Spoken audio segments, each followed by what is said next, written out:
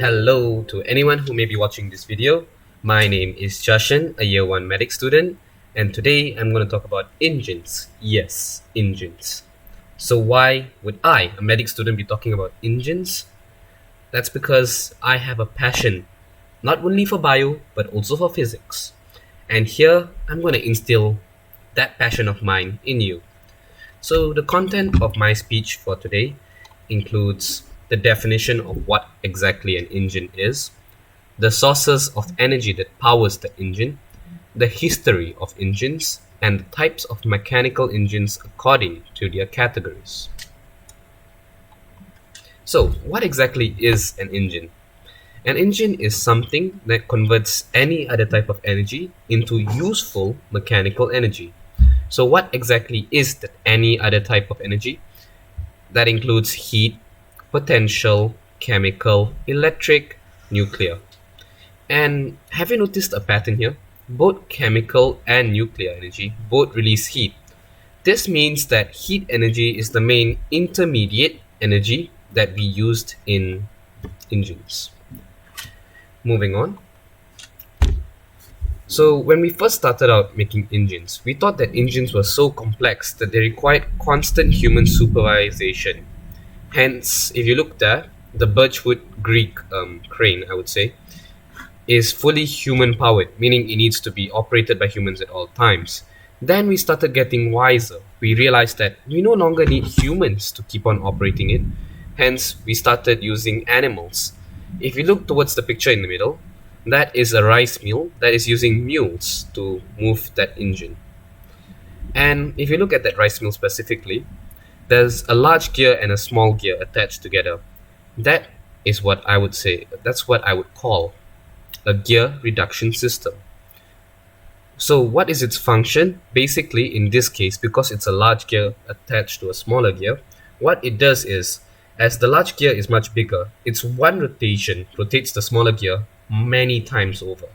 So it multiplies the speed at which the entire mechanism is moving at. Moving on.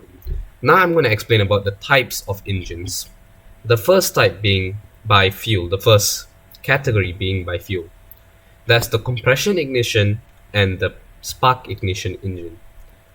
For compression ignition, fuel is injected into the chamber, and due to pressure accumulating in the chamber itself, what happens is the fuel is so volatile that it ignites itself, and this causes enough force to rotate the entire piston in one full circle.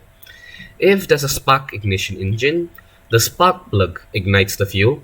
Thus, it's more controlled in this aspect because it ignites the fuel at fixed intervals, and also that means that the entire chamber isn't used at its full pressure limit at all times. Next is by engines, or number of rotations per fuel burn.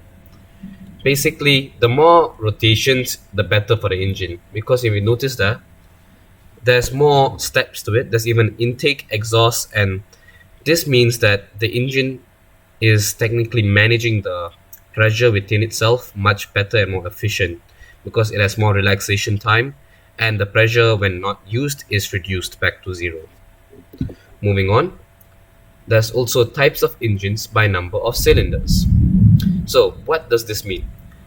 Number of cylinders refers to that tiny container that the piston is held within. And what do I mean by saying smoother power distribution over there?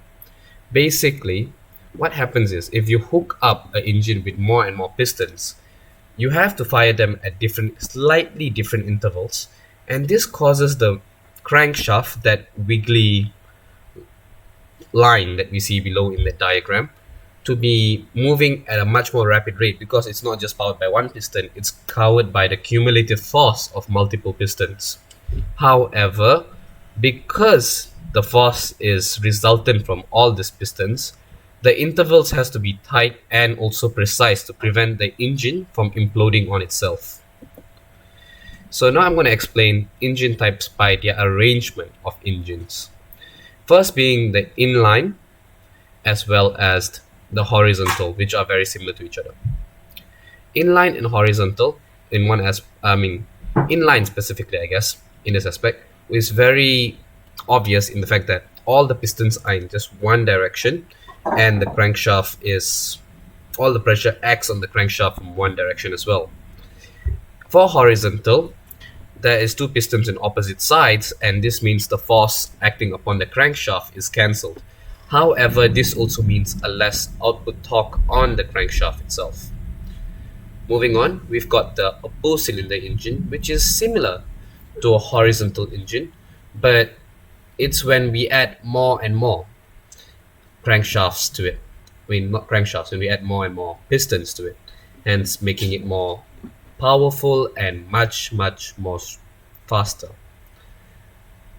Next, we have the V-type, W-type, and radial engines. These engines basically split the angle of force into multiple directions.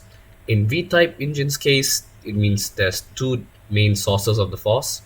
In W-type, there's three, and in radial, the force is indeed radial from all directions. The benefit of this is that the force acting upon the engine is no longer acting in just one direction. It means that the crankshaft is less likely to break. So it is much more safer for the engine in the long run and reduces wear and tear on the engine itself. However, with more amount of angle of forces, the importance of that intervals between each piston becomes more and more tighter. It has to become more and more specific. If you look at radial engines case, when there's so many pistons attached to each other, what happens is if the timing is slightly off, the piston will misfire, and that could tear the entire radial engine and damage it beyond repair. And I've saved the most mundane for last, which is the double cylinder engine and the single cylinder engine, both which are, I would say, insufficient in terms of the force they produce and are very inefficient as well. Inefficient, I mean. When you think about it, when there's only one or two pistons, what happens is they are powered by this very awkward jerking motion. What I mean by that is when you trigger the fuel, the piston moves fast as it rotates down, but as it goes back up by inertia, it starts losing speed. We can counteract this by adding more and more pistons, but if there's only one or two pistons, then it's not perfectly counteracted. Thus, your motor, motor, would be spinning at a very awkward interval. And with that, I end my speech. Thank you. And I hope that I've instilled my passion in engines in you.